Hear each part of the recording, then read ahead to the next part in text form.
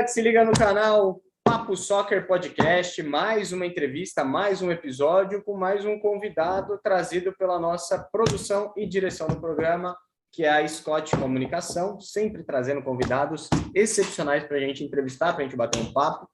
Um abraço para o Kleber Scott, que é o responsável pela empresa.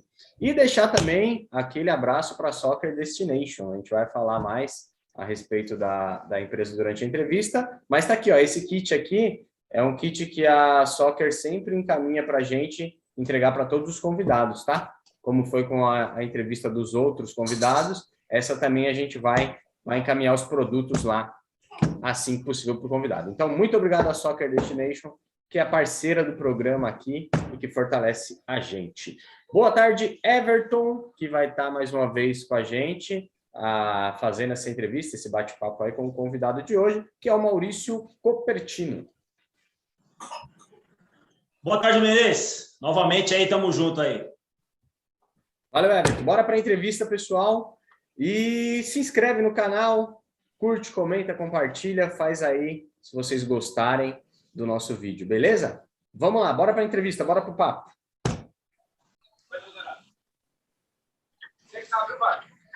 Beleza. Já está gravando. Bom, em primeiro lugar, agradecer a participação do Maurício Copertino, é uma honra estar te recebendo aqui. Agradecer a produção e a direção do programa, que é do Kleber Scott, da Scott Comunicação, que tem conseguido para a gente, assim, a gente está começando o podcast, já começando com o pé direito. Antes de ontem a gente entrevistou o José Silvério e hoje está tendo a oportunidade de falar contigo. Então, para a gente é uma honra estar começando esse projeto e começando com nomes de profissionais de sucesso, né? Para a gente dar credibilidade para continuar o trabalho. O Everton é um amigo meu que está como convidado do programa e vai estar participando com a gente também, super fã do seu trabalho. Como era fã do trabalho do Silvério, é fã do seu trabalho e a gente vai tentar bater um papo aí da melhor maneira possível contigo. Meu nome é Cristóvão Menezes, tá? E é um prazer estar te recebendo. Cristóvão, Everton, grande prazer estar falando com vocês dois, com todo o teu público. É uma honra aí sempre estar batendo papo, trocando ideias sobre futebol. E a gente está à disposição aqui para a gente, como eu te disse, trocar ideias sobre futebol, né? Porque é muito importante, muito legal quando a gente acaba ouvindo, escutando e até opinando sobre algumas coisas pertinentes aí ao nosso trabalho. Muito obrigado pelo convite, estamos à disposição. Legal. Everton, se quiser fazer alguma colocação, quiser iniciar já alguma pergunta, fica à vontade, cara. Boa tarde, Maurício. Prazer falar com você.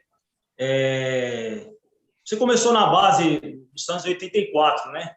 E depois disso foi emprestado aí para dois times, né, do interior de São Paulo. Como que foi o seu retorno para o Santos em 93?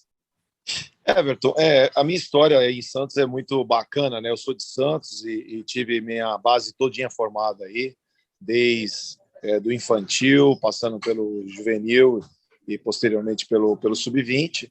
E depois a gente, naquela época, se você bem lembra, o passe ele não tinha ainda lei Pelé, né? Então o clube poderia terminar o contrato e você ficava preso com o clube, né? E às vezes faltava muitos jogadores não eram aproveitados no profissional. E as equipes do interior de São Paulo, eles garimpavam todos os times grandes, Santos, São Paulo, Corinthians, Palmeiras, para realmente pegar esses jogadores, e eu era um deles, né? E eu fui emprestado para o Tupã, minha primeira equipe profissional, né? E depois, posteriormente, no ano seguinte, para o Oeste de Itápolis. E no Oeste de Itápolis a gente fez uma campanha excepcional. Naquela época era primeira divisão, intermediária e segunda divisão. O Oeste de Itápolis estava na segunda divisão e nós fomos campeões, subimos para a divisão intermediária. E no retorno para o Santos era o professor Evaristo de Macedo, treinador, e ele acabou vendo uma fita dos nossos jogos e gostou do meu trabalho e pediu minha reintegração para o Santos. E aí eu voltei a trabalhar no Santos, onde eu permaneci durante o ano de 93, 94 e 95. Bom, que legal que você jogou no Tupã. Meu irmão também, né, teve uma carreira aí mais curta no futebol e ele atuou lá no Tupã também. Jogou no Tupã faz pouco tempo. Maurício, você, o que você sente mais saudades da época de jogador? Já faz um tempo que você já parou a carreira como jogador, agora tá indo como técnico. E o que você sente mais falta assim, daquela época? Primeiro, só fazer uma ressalva, é que eu estou num restaurante aqui e às vezes passam uns carros ali fora e dá um reflexo da luz. Isso aqui não é jogo de luz, não é nada, tá? Ah, tranquilo. Só para ficar... na realidade, a gente, lógico que sente muita saudade quando a gente era atleta de futebol, mas eu acredito que eu vivi muito bem, sabe, esse período meu, tanto de base como de profissional. Foram 16 anos jogando profissionalmente, né? E eu acho que eu vivi muito bem isso daí, ficou muito definido na minha carreira quando eu tive a transição para virar treinador de futebol, né? Então, lógico que eu sinto saudade daquela época, de viagens e de tudo que acontecia na carreira de um jogador de futebol, mas eu acho que passou na minha vida, foi muito importante, me agregou muito agora, muito mesmo, nova fase da minha vida, porque eu acho que quando você pula, né, faz a transição e continua na carreira seguindo no futebol, agora como treinador, né, trabalhando com um excepcional profissional que é o Vanderlei Luxemburgo, e eu me sinto um técnico auxiliar, não um auxiliar técnico, né? Eu sou um treinador, licença Pro, de todas as licenças aqui da América do Sul, trabalhando com um cara excepcional. Então, realmente eu não senti. Me ajuda muito nas minhas tomadas de decisões como treinador, sabe? Como auxiliar. Isso foi uma situação que eu vejo claramente. Tenho recordações ótimas, tenho muito orgulho da minha carreira como jogador de futebol. Me credenciou muito na minha vida, fez eu realmente alcançar todos os meus objetivos que eu tinha dentro das minhas perspectivas, e eu acho que foi uma fase excepcional que passou, e eu aproveito muito essa fase agora na parte de comissão técnica. Maurício, claro que você teve vários parceiros, né, na zaga, experientes e tal. Qual foi o seu maior parceiro que você teve, assim, que você se espelhou assim na sua carreira? Um parceiro foi que eu tive a oportunidade de jogar, que foi o Narciso. Eu gostei muito de jogar com o Narciso, foi em 94, quando o time do Santos estava falido, não tinha mais dinheiro para nada, e o Santos começou a contratar apostas, que foi o Narciso, Marcelinho Paraíba, Giovani. Aí em 95 trouxe o Jameli, e ali foi se formando aquela equipe de 95. E eu tive a oportunidade de jogar algumas partidas no início do Campeonato Paulista em 95 com o Narciso. E eu acho que eu formei uma dupla boa com ele, que era um cara zagueiro raiz, o Narciso era um jogador mais técnico. E em 94 eu tive a oportunidade de treinar muito com o Ricardo Rocha, que era um excepcional zagueiro, né?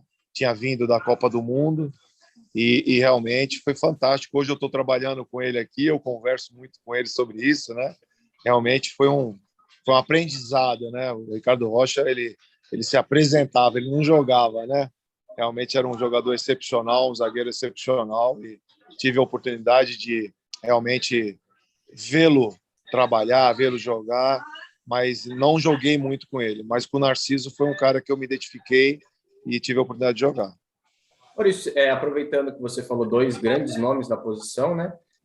Quem você tinha como referência na época? Até como menino ainda, né? Começando, ou depois já iniciando a carreira, quem que você tinha como, puta, esse zagueiro aqui é o melhor, a minha referência é ele? Tinha isso? A gente geralmente tem, né? Eu via muito o Moser, um jogador do Flamengo, jogar, sabe? Um zagueiro excepcional. Depois fez carreira lá no Benfica, de Portugal. Né? Um cara referência para mim, né? E um cara também que era de São Paulo, que eu sempre estava vendo ele jogar, que ele era simples, mas ele tinha uma capacidade assim de decisão, que era o Luiz Pereira, um jogador do Palmeiras também, excepcional. Ele já era experiente, sabe?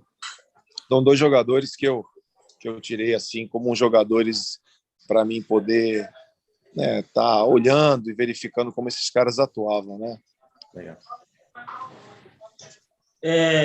Maurício, em 95, acho que o Santos teve uma grande trajetória, né, de chegar ao final do Brasileiro e tal. Depois dessa época, né? Depois de 95, vendeu alguns jogadores, vendeu o Giovani.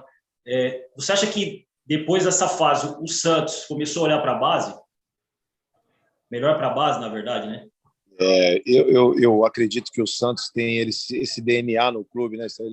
Ele realmente ele sempre, quando ele precisou da base, se você lembrar bem, em 78, eu era jovenzinho, pô, eu era criança, né? Tinha 8 anos. Veio aquele ataque Newton Batata, Juari, João Paulo, sabe? O meio-campo, Ailton Lira, Pita. Então era um jogador, Cardim. Eu me lembro Toninho Oliveira, Toninho Silva, os jogadores que eram da base, que o Santos também estava numa fase, tinha parado o Pelé, aquela geração toda do Pelé, sabe? E o Santos foi campeão paulista, eu me lembro muito bem, encantou. Depois veio uma outra safra, que foi essa que eu te falei aí, que eram jogadores oriundos da base, em 95, que eu acho que o Santos ele mudou de patamar depois de 95. Muita gente não fala isso, mas no início da pré-temporada, o Santos estava falido, não tinha dinheiro para nada. Nós fomos fazer a pré-temporada em Santa Rita do Passa Quatro, a favor do que o prefeito que deu o hotel para a gente poder fazer a pré-temporada lá, porque não tinha dinheiro para fazer pré-temporada. A gente fazia coletivo na praia, não tinha campo para treinar. Realmente foi a fase que o Samir Abdurrak, junto com o Pelé, pegaram o clube e o Santos estava destruído financeiramente. E ali, com aquele ano que iniciou-se com Giovani, Marcelinho Paraíba, o Jameli que veio, né?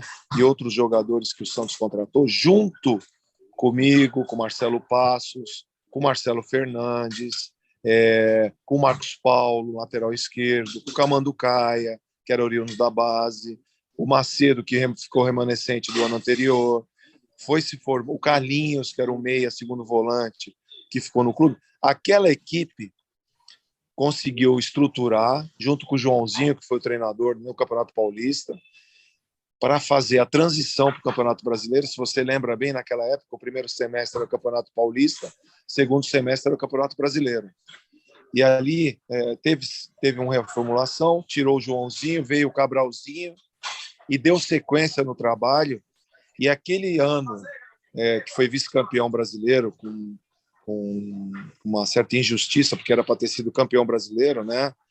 Se não fosse o Márcio Rezende, a gente conseguiu despertar o mundo, o interesse do Giovani, né? Marcelo Passos também foi um jogador que todo mundo prestou atenção, o Jameli, enfim, e foi vendido o Giovani para o Barcelona. E ali o Santos conseguiu fôlego financeiro para construir o CT de treinamento, que hoje ainda permanece. O Jameli foi vendido também para a Espanha, outros jogadores foram vendidos, o Wagner, um segundo volante, foi vendido para Roma, e ali o Santos conseguiu fazer um caixa para poder se estruturar e depois dar sequência. Aí depois veio o ano de 2002, que foi mágico, a mesma situação, o Santos estava falido, e aí veio Robinho, Diego, Elano, Paulo Almeida, Renato, que também foi uma pérola, que era o Robinho, né? Papai do Céu abençoou, colocou ele ali junto com o Diego, e foi vendido de novo para o Real Madrid, que fez tudo o que fez ali, reformando a Vila Belmiro. Então, o Santos tem essa história linda, né? Essa relação com a base. Hoje, mais do que nunca, eu vejo que a base dos clubes tem que ser utilizada da melhor forma possível, né? E o Santos tem esse estigma. Eu acho que o profissional que estiver trabalhando no Santos tem que ter essa mentalidade. Lógico que isso trabalho como era feito antigamente, né? Com ex-atletas, aliado com o pessoal que está estudando futebol aí, que está vindo. Mas o Santos tinha o empresário, ele leva o ótimo jogador para o Santos na base, né? Porque ele sabe que a torcida e o clube lança o jogador, né? E esse ano que passou foi feito de uma forma um pouquinho errada, na minha opinião, né? Foi trazido jogadores da base para solucionar o problema do profissional. E não é isso que tem que ser feito. Não é isso que tem que ser feito. Esporadicamente pode dar certo, Maurício? Pode, como foi em 2002. Mas não é sempre que acontece o que aconteceu em 2002, em 95, né? Então, eu acho que realmente a base do Santos é excepcional, e tem que ser preservado isso daí. No mundo inteiro, quando eu trabalhei na seleção brasileira, que eu viajava muito, todo mundo sabia, acabava sabendo que eu era de Santos, perguntava, pô, o que os caras têm lá que produzem tantos craques, né? Depois veio o Neymar, o Ganso. Eu falei, é uma coisa que não é inexplicável, né? Mas realmente o Santos ele tem essa estigma, né, de jogadores da base que realmente é fantástico e inesgotável. Eu ia te perguntar um pouco mais para frente no bate-papo, com relação a isso, mas já que entrou nesse assunto, a gente está tão nele que eu vou te perguntar agora.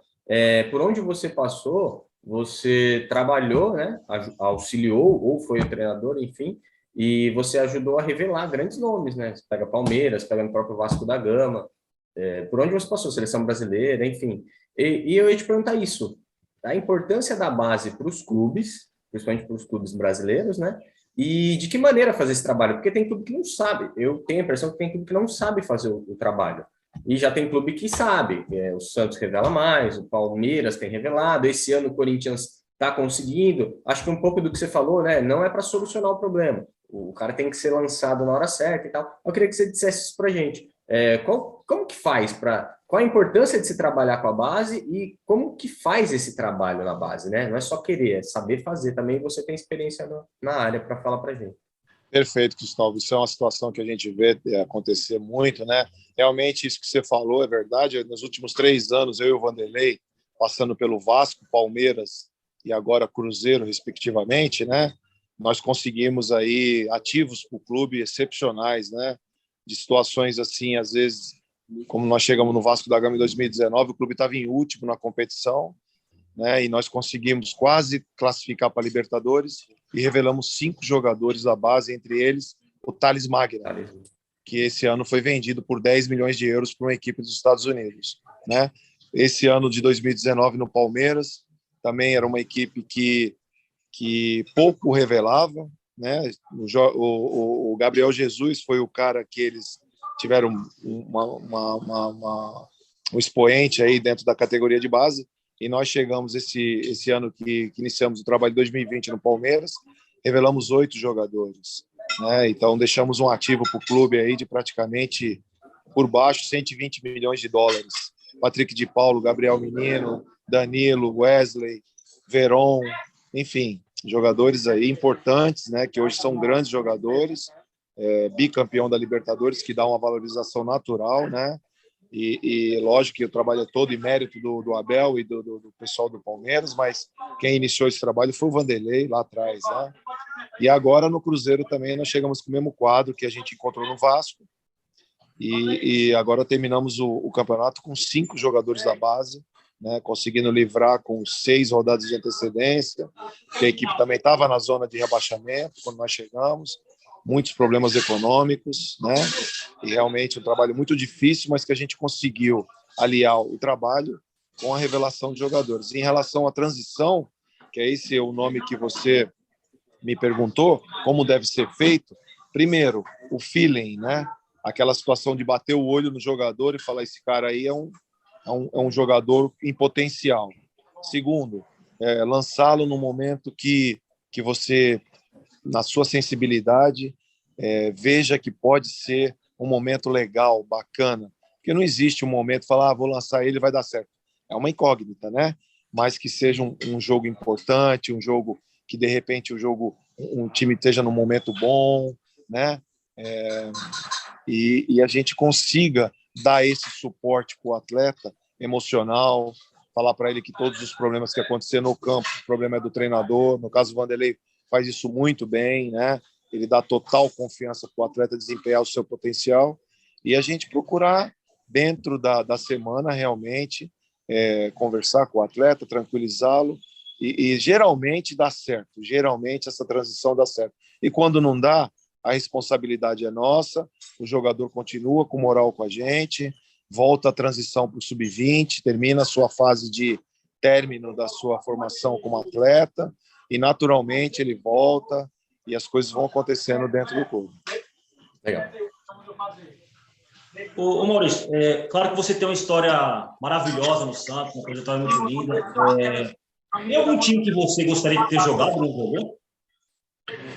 Eu não entendi, você pode repetir, por favor? Você tem uma trajetória no Santos maravilhosa, né? Uma história muito linda e tal. E tem algum time que você não jogou e gostaria de ter jogado? Poxa, que nem eu te falei, eu tenho dentro da minha carreira, assim, muito orgulho, sabe, cara? Eu acho que foi uma carreira, assim, para minha perspectiva como profissional de futebol, eu tive todas as realizações que eu pude fazer. O Santos foi o ápice disso daí, porque você jogar numa equipe que jogou os melhores jogadores da história do esporte, não estou falando só do Pelé, tá? Eu estou falando do seu Coutinho, do seu Pepe, do Mengalvio, né? Do Clodoaldo, do Zito, do Oberdan, de todas essas lendas aí, Mauro Ramos de Oliveira, Manga, pô, uma infinidade de caras aí que a gente sabe que foram a referência, né? A gente só vê falar às vezes do Pelé. Então, se fosse esse time no Real Madrid, você pode ter certeza que os caras estão fazendo uma estátua para esses caras em cada país da Europa, né? E a gente aqui no Brasil às vezes esquece disso, né? Estou falando do Santos, mas poderia falar do Botafogo, o Garrincha, com o seu Newton Santos, né? Com uma série de outros craques. Estou falando do Cruzeiro, que eu estou trabalhando hoje, né? Que tem ótimos jogadores nesse passado aí recente, né?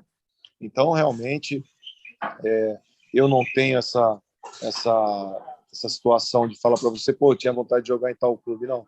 Acho que eu joguei nos clubes que tinha que jogar. Eu tive a oportunidade de trabalhar em 3 países que Papai do Céu me abençoou para ir jogar também, conhecer outras culturas, melhorar como homem, melhorar como atleta, né? Fazer toda a situação que hoje, graças a Deus, eu consigo passar para as pessoas, que é ter sido um atleta, ter sido melhorado como homem, né? Melhorado como pessoa, ter usado o esporte para melhorar de vida, ter usado o esporte para melhorar a vida dos meus familiares e também de realizar um sonho, né? De criança, que eu acho que a maioria de todos nós aí, quando é jovenzinha, né? Ser um atleta de futebol. Hoje diminuiu um pouco, acho que na minha época, acho que você é mais novo que eu, né? Mas eu acho que também todo mundo aí tinha vontade de ter sido um atleta. E eu não era diferente, né, cara? Nascido ali no BNH, numa comunidade ali no Canal 5, no Santos, com muito orgulho, né? E ter conseguido chegar onde eu cheguei e ainda onde eu estou hoje, né? Porque realmente eu continuei minha carreira, né? Só em outra função.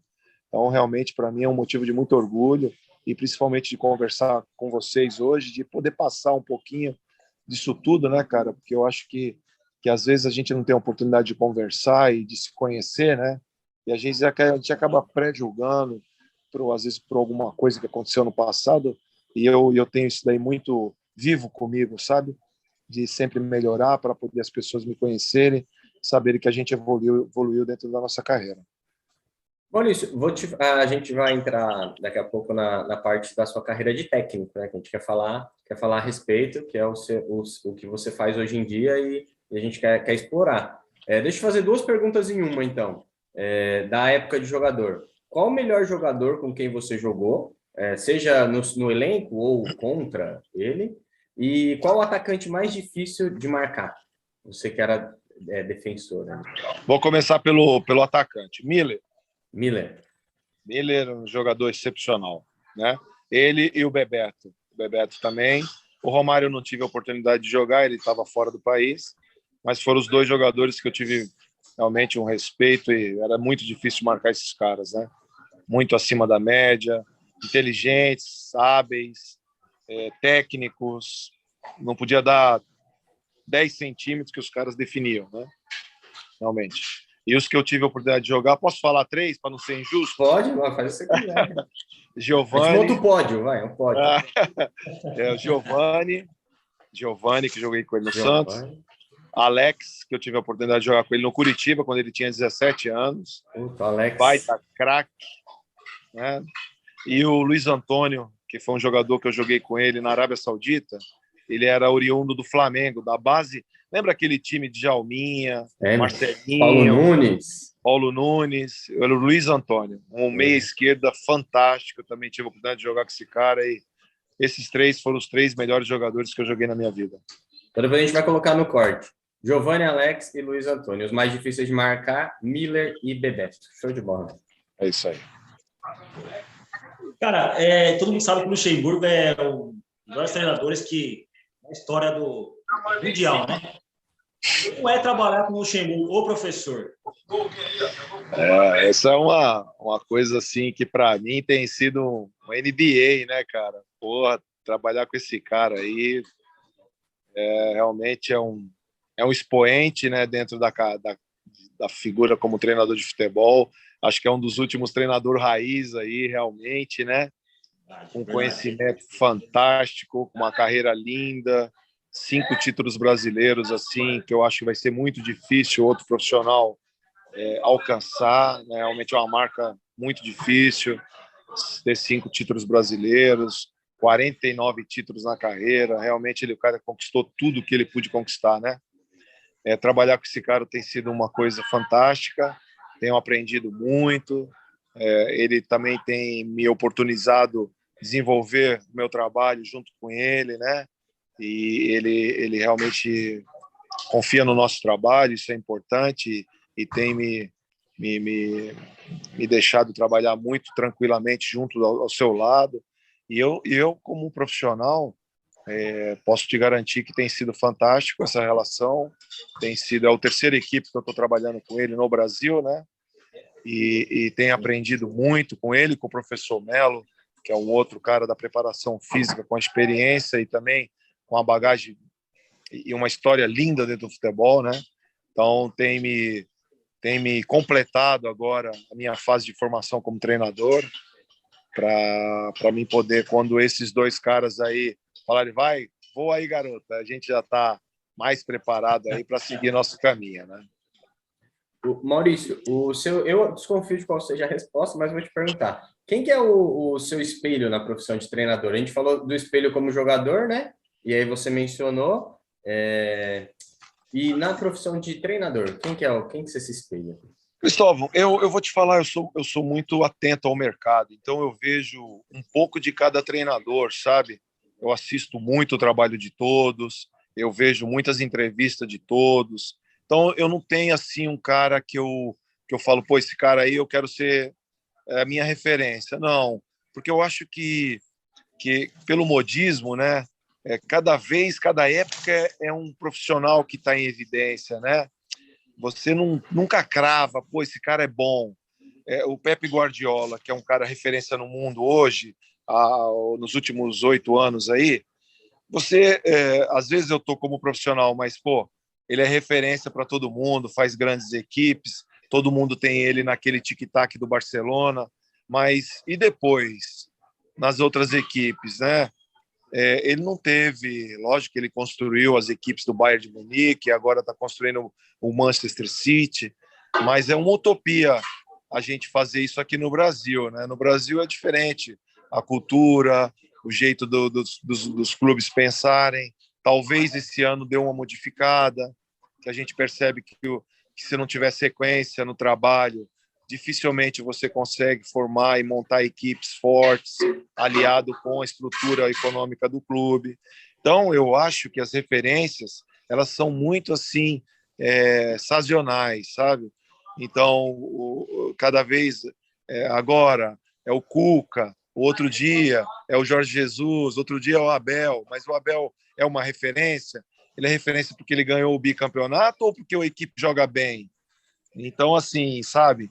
Então, eu não tenho esse tipo de preocupação, eu vejo o trabalho de todos. Às vezes eu estou vendo um trabalho lá do Leandro Zago, que trabalhou no Joinville, na Série D. Às vezes eu vejo um trabalho do Thiago, que está aqui no Ceará. Então, são coisas assim que eu procuro sempre estar antenado no que está acontecendo. E, lógico, né, com o cara que eu estou trabalhando, que é o dia a dia, né, meu? Então, eu estou vendo o que o cara está fazendo, estou vendo o que eu estudei, o que eu me preparei, e tô trabalhando com o cara. Então, para mim, assim, o cara que eu tenho referência é o Vanderlei, porque eu tô vendo o cara fazer as coisas, né? É muito mais fácil a gente analisar quando a gente trabalha com o cara, né? Os outros a gente antena, respeita, mas a gente não tem esse tipo de preocupação. Eu quero ser o Maurício Copertino quando eu virar treinador. ter as minhas convicções, ter o meu jeito de trabalhar e deixar para vocês julgarem a minha linha de trabalho. Eu vi recentemente algumas entrevistas suas, né?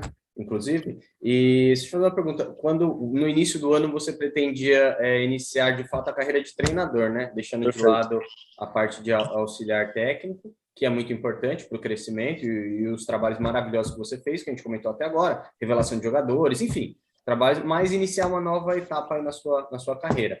Deixa eu fazer uma pergunta. A nova lei de troca de treinadores e o fato do Vanderlei ter te convidado para essa missão aí no Cruzeiro influenciaram nessa sua decisão de, opa, deixa eu segurar um pouco, deixa eu seguir aqui com o Vanderlei?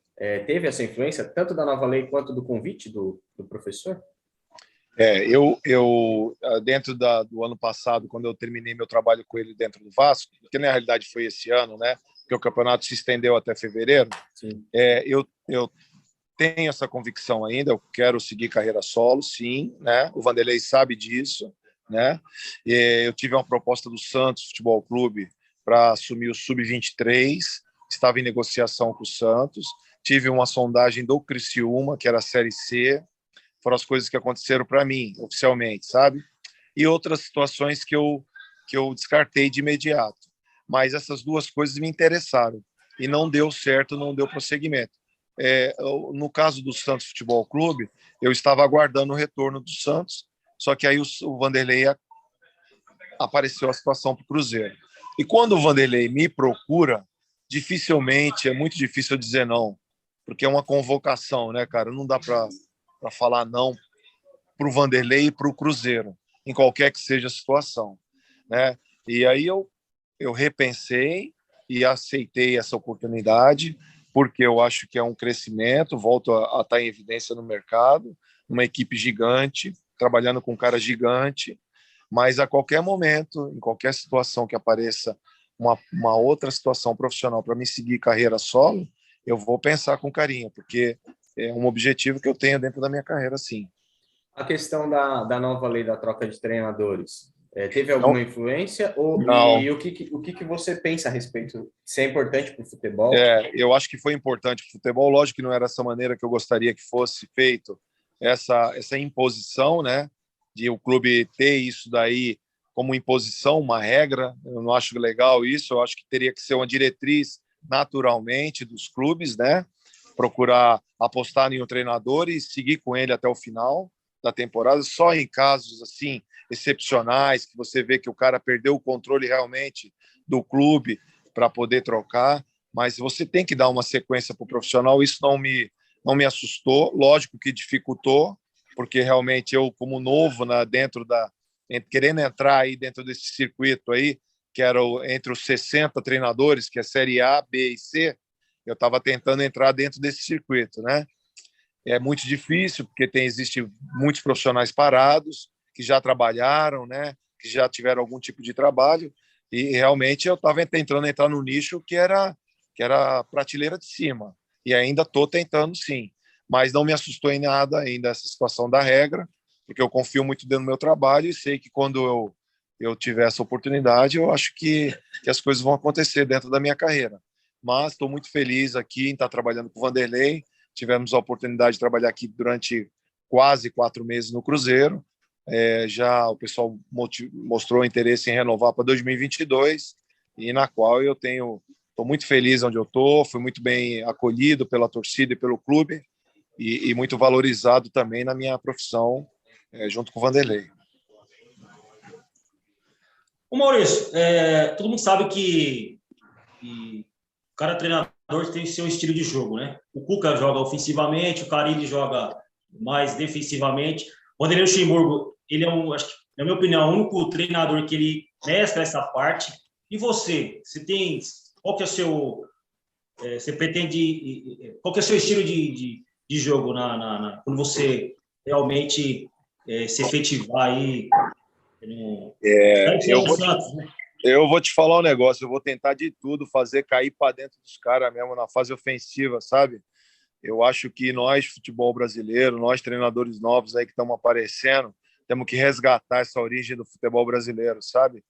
Eu acho que, lógico que é importante você ter uma organização tática dentro da sua equipe, né? Fazer os teus setores funcionarem taticamente, para você, quando for ver um jogo, vou falar, pô, a equipe do Cupertino é uma equipe organizada, é uma equipe que tem balanço entre as linhas, que sabe o que faz, que constrói o jogo, que faz todo esse processo que a gente sabe, essa linguagem nova, esse glossário novo do futebol, que eu me preparei muito, mas eu compartilho muito de resgatar o ponta direita, o ponta esquerda, sabe?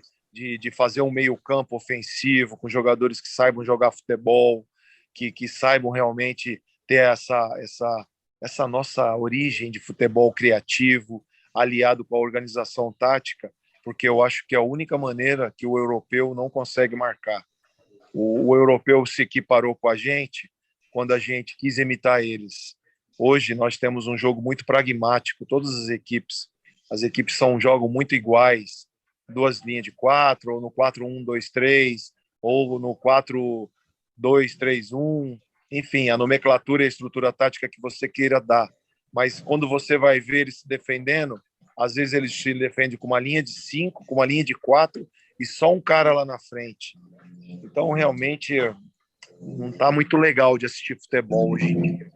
E eu pretendo, dentro das minhas equipes, fazer uma equipe realmente que procure o jogo, que procure a agressividade do futebol ofensivo com a responsabilidade do jogador europeu. Antes da próxima pergunta, só comentar contigo, nosso parceiro Soccer Destination é uma loja de artigos esportivos, é focada 100% em material pro futebol, né? Materiais para futebol. E essa sacola aqui é sua, a gente vai encaminhar para você. Depois, pelo WhatsApp, a gente pergunta o endereço que você quer receber e a gente vai mandar a sacola com alguns brindes. Aí depois você fala para a gente se você gostou lá. Manda uma foto. Obrigado lá, pelo presente, viu? Te agradeço. Nossa parceria com a Soccer Destination. Deixa eu te perguntar uma coisa, Maurício. As negociações, você falou que oficialmente o Sub-20 do Santos e o Criciúma, né? Na Série C, correto? Sub-23. Sub-23 do Santos e o Criciúma na Série C, para treinador. Tiveram alguma outra sondagem que chegaram não oficialmente para você? Ou alguém comentou, olha, tal time está de olho em você. Enfim, não oficialmente, fora essas duas, tiveram algumas outras sondagens? Eu tive duas sondagens do exterior. Uma da China, que eu já fui, não sei se vocês sabem, mas eu fui treinador. Minha carreira iniciou como treinador na China, em 2017 e 2018. Zhejiang é o time? Não sei pronunciar. Zhejiang, então. Isso. Então, eu trabalhei durante 2 temporadas nessa equipe, como treinador principal, head coach. E eu tive uma outra sondagem de uma equipe chinesa, mas não evoluiu. E a outra foi uma situação para mim ir para o Al Ahly, do Emirados Árabes, como auxiliar técnico do clube, fixo, né? Mas aí também não evoluiu, as coisas não andaram, tiveram o primeiro encontro, contato, e depois as coisas não esfriaram. Mas foram as 4 situações que apareceram agora no início de 2021 para mim. Legal. O Maurício, aproveitar de fazer uma outra pergunta, que é o seguinte: você tem alguma agência que te empresaria? Eu vi numa entrevista que tinha uma parceria com o irmão do Guardiola, ainda tem isso? Como que tá essa parte de empresariar você? Na realidade, foi um mal-entendido que aconteceu, né? O pessoal me vendeu uma situação que depois, quando eu iniciei o trabalho com eles, não era bem aquilo, né? Na realidade, era o irmão do Pepe Guardiola, né? Que estava dentro do negócio quando foi me apresentado o projeto. Só que quando eu vi as coisas acontecendo, realmente o irmão e nem o Pepe Guardiola, nem o Guardiola tinha nada a ver com a história, né? E aí eu resolvi romper esse contrato, pedir que a gente fizesse a rescisão e hoje eu estou caminhando livre. Realmente não tenho nenhum profissional que trabalha comigo. Entendi. Explicado. Ô Maurício, eu tenho uma curiosidade. Você que auxiliar e também já foi técnico, né? E vai ser com esse projeto no Luxemburgo. Qual que é a diferença de ser auxiliar e ser um treinador?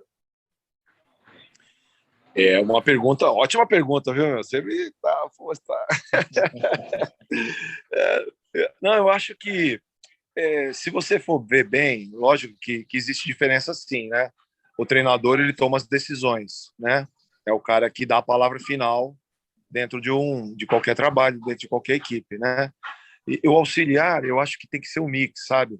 Hoje em dia, você, dentro do meu trabalho, eu preservo muito pela comunicação com os atletas, que eu acho importantíssima.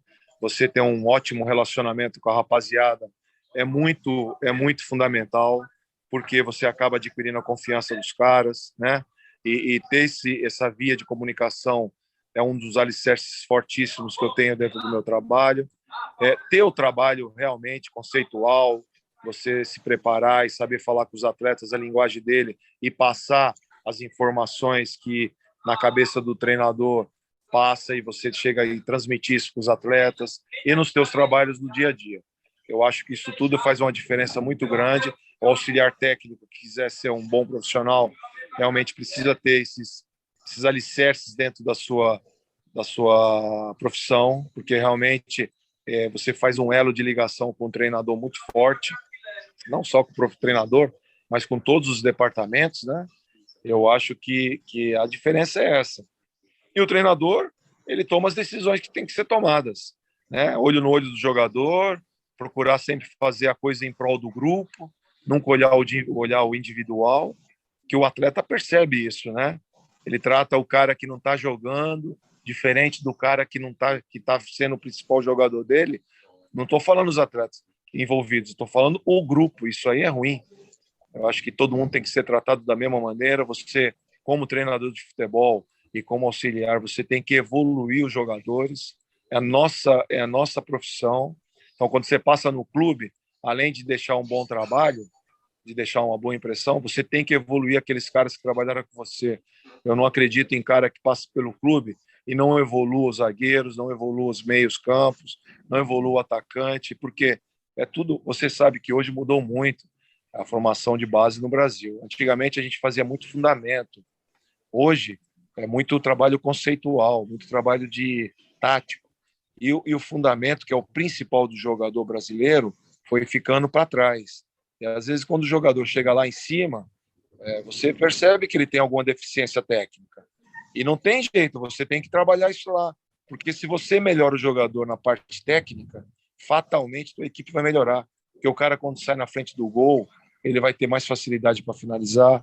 Então, se ele não tem isso daí, muitos atacantes que você vê hoje no futebol brasileiro têm essa dificuldade, né?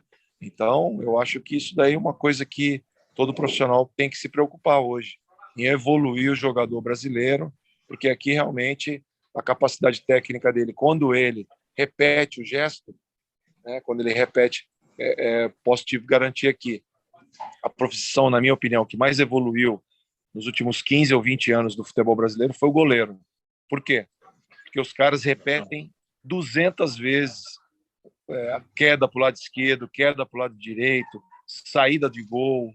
Então o cara vai evoluir. Aí hoje já tem o jogo com os pés, que na minha época como atleta jamais se pensaria nessa situação da construção do jogo. E hoje você vê jogador jogando melhor que jogador de linha, né? Então, por quê? Porque os caras repetem muito o gesto técnico, né? É a mesma coisa, um tempo aí atrás, parou de se ver jogador gol de falta. Por quê? Porque não se treina mais. Então, hoje... Por que não treina, Maurício? Você que é treinador. Por que os caras não treinam a falta? Eu vou te falar por que não treina. Vou ser bem sincero. Eu acho que com a carga de treinos que foram feitas hoje e com a condição física do atleta, muitas vezes chega-se num treino e fala-se que o jogador já deu a quantidade de treino dele. E aí o treinador pega e acata essa situação. E eu vejo que com o Vanderlei e em outros trabalhos que eu já fiz com ele, isso não acontece. Por quê? Chega a ordem lá, o atleta atingiu 3.000 quilômetros no treino, tem que parar de treinar. É da fisiologia a informação? Do contexto de preparação física, fisiologia, né? Tá bom. E aí a gente vai no atleta. Como é que você está se sentindo? Estou me sentindo bem. Dá para bater 10 faltas? Dá. Então vai lá e bate. Legal. Entendeu? Eu acho que isso daí tem que acontecer no Brasil de uma maneira mais contundente, partindo dos treinadores.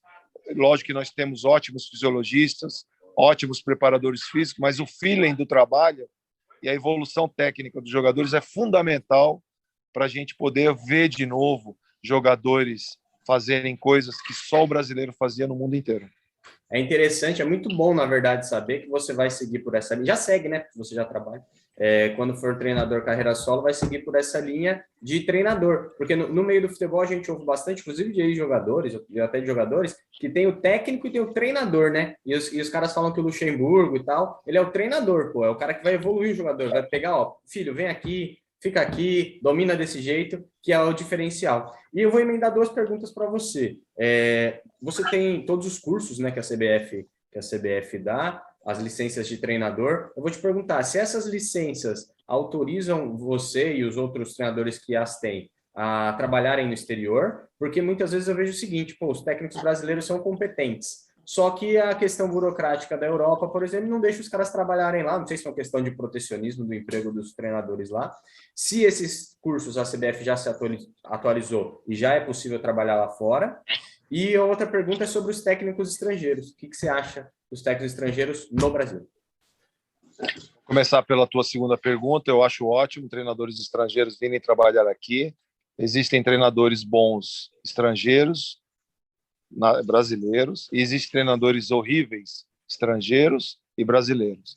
Então, eu não vejo nenhum problema se o cara for competente de vir trabalhar aqui. Na NBA, que é o melhor basquete do mundo, tem treinadores que são iugoslavos, russos, e não tem o menor problema.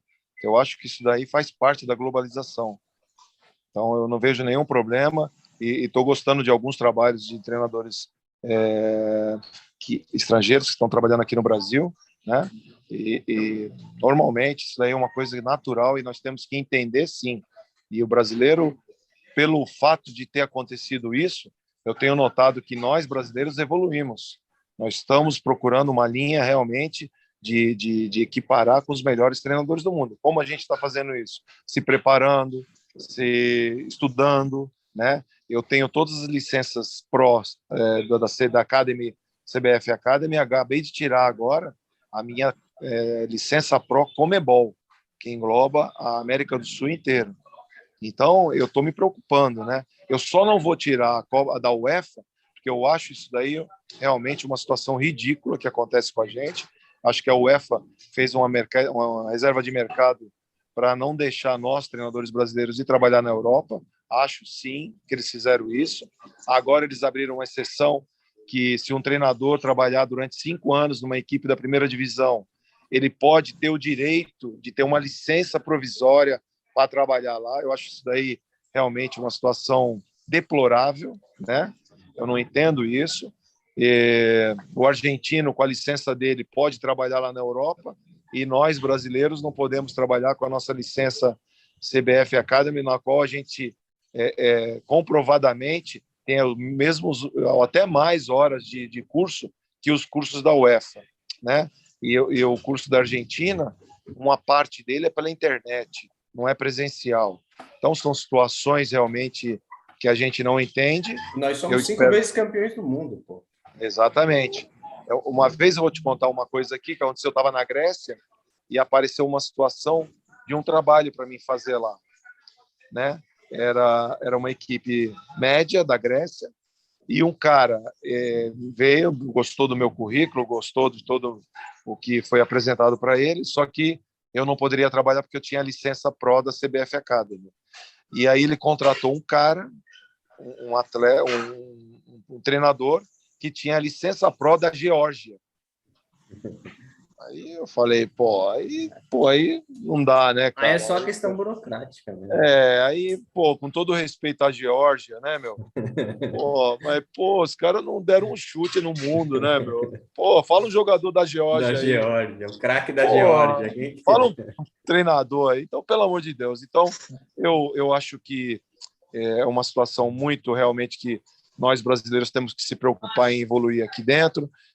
Se os clubes nossos ficarem mais fortes, com certeza vão chamar a atenção do mundo. Eu acho que o Tite dentro da seleção brasileira ganhando a Copa do Mundo ano que vem, é o que a gente torce, acaba os olhos voltando novamente para o treinador brasileiro e aí depois a sequência vai dizer se a gente merece ou não ter uma oportunidade na Europa. Legal. Ô Maurício, falando em seleção, claro que você tem uma grande experiência na base, né? E você acha que o Antony e o Vinícius Júnior pode ajudar o Neymar a trazer a Copa do Mundo de 2022? Acho que a seleção estava precisando de atletas com uma qualidade como esses dois atletas, né?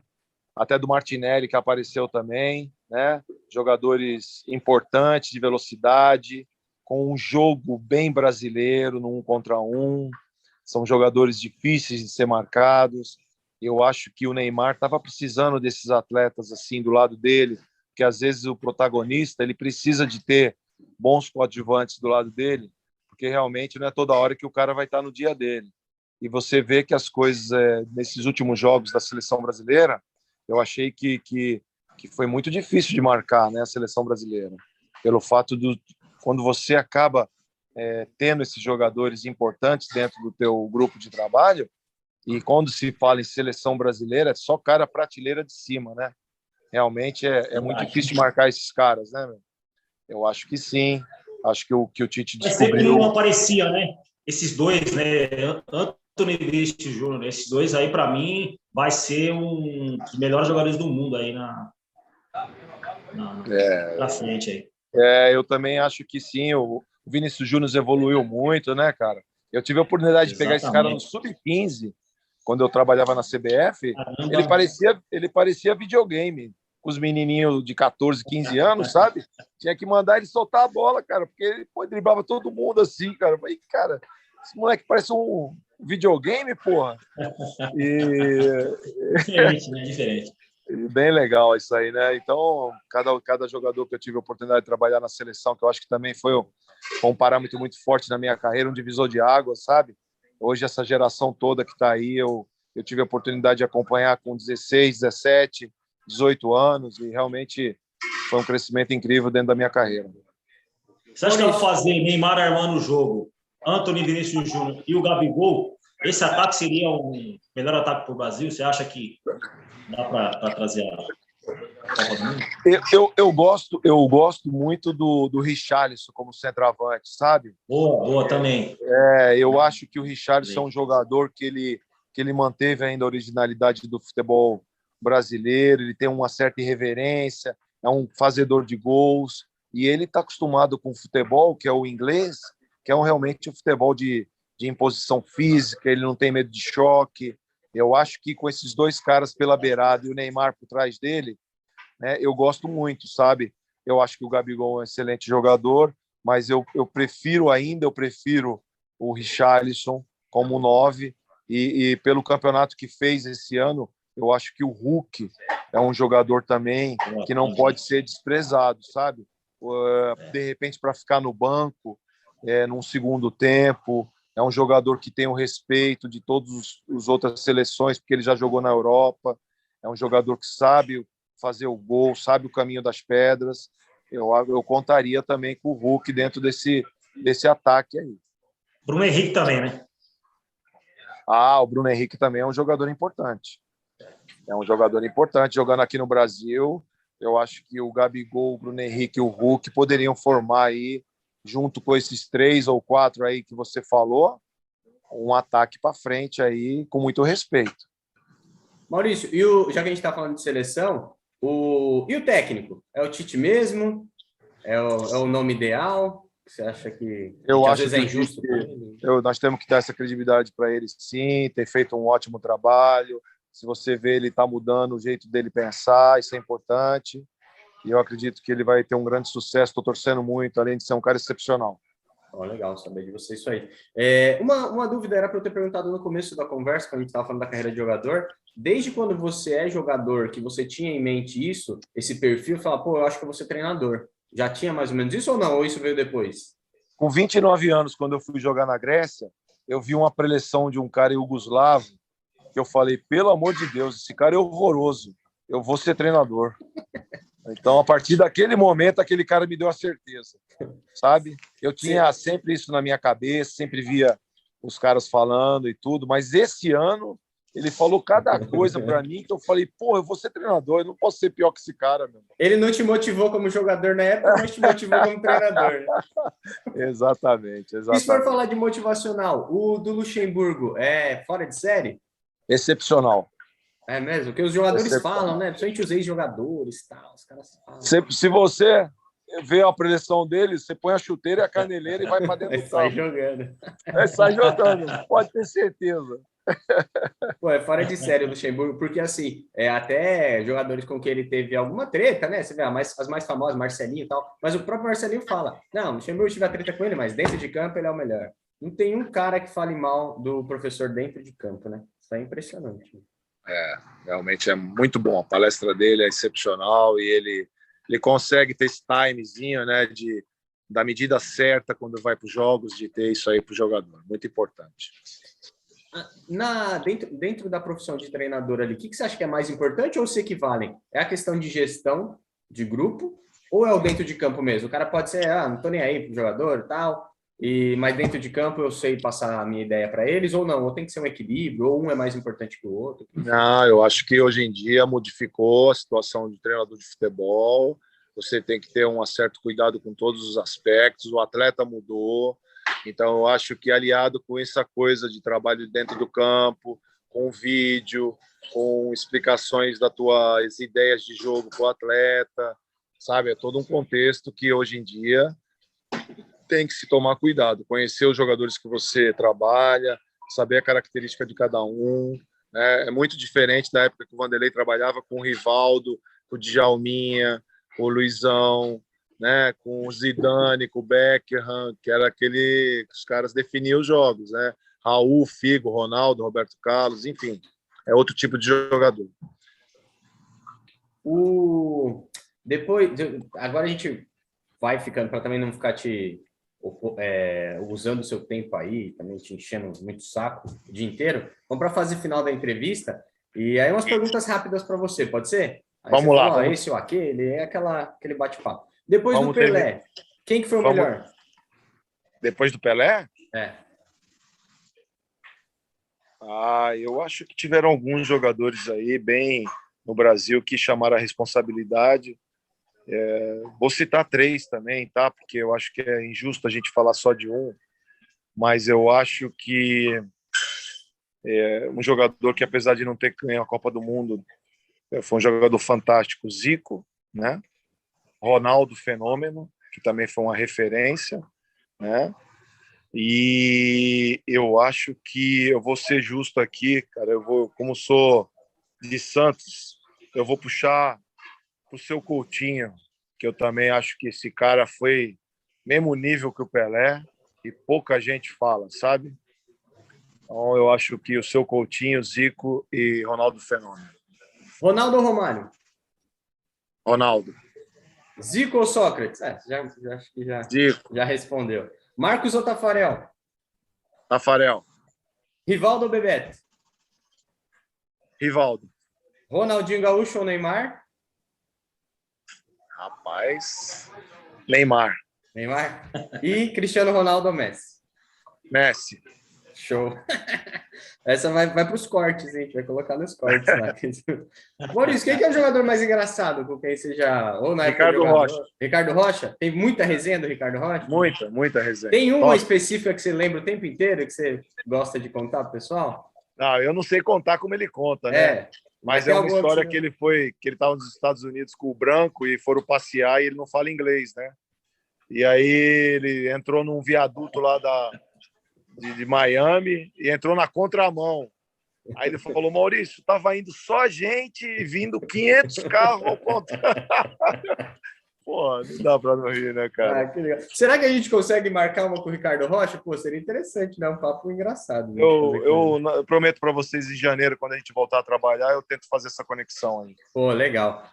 Maurício, se não for te atrasar, dá para colocar os 11 do Maurício? Seja com quem você jogou, seja quem você viu jogar. Os 11 da história do futebol? Posição por posição? E aí você, como treinador, em qual esquema você jogaria? Aí você fica à vontade e faz o que você quer. Vamos lá, então. Tafarel, Cafu, Stan, um zagueiro holandês. Sei. Moser e Roberto Carlos. Show. Redondo, um volante argentino. Boa.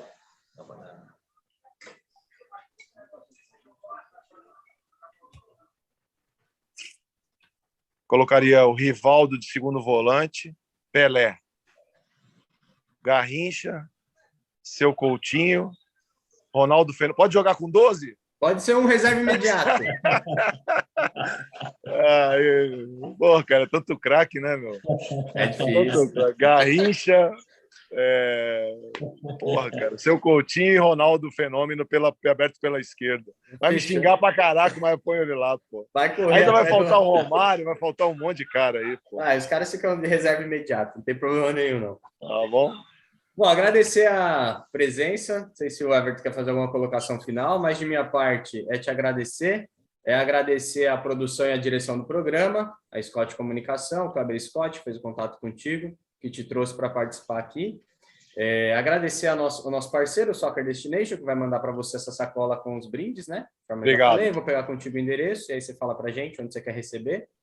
E dizer, pô, muito obrigado mesmo, muita sorte no próximo ano do Cruzeiro, se você vai ficar lá com o Luxemburgo, se vocês vão permanecer, na montagem do elenco, o Cruzeiro merece voltar para a primeira divisão, enfim, tudo de melhor para você, que a gente te veja logo também na sua carreira como treinador, tendo muito sucesso, e aí a gente marca outro papo, se for o caso a gente marca o papo pessoalmente, que eu sou aqui de Itanhaém, Baixada Santista, a gente marca, conversa em Santos lá e troca uma ideia mais para frente também. Muito sucesso e muito obrigado pela participação. Pô, eu que agradeço aí, obrigado pelo convite, cara, sempre um prazer estar participando aí desse bate-papo, que é sempre bacana, né? E obrigado pela torcida aí, espero que um final de ano maravilhoso aí para todos, teu público, e que a gente possa se ver em breve, tá bom? Um grande abraço. Legal, obrigado, viu? Até mais. Valeu.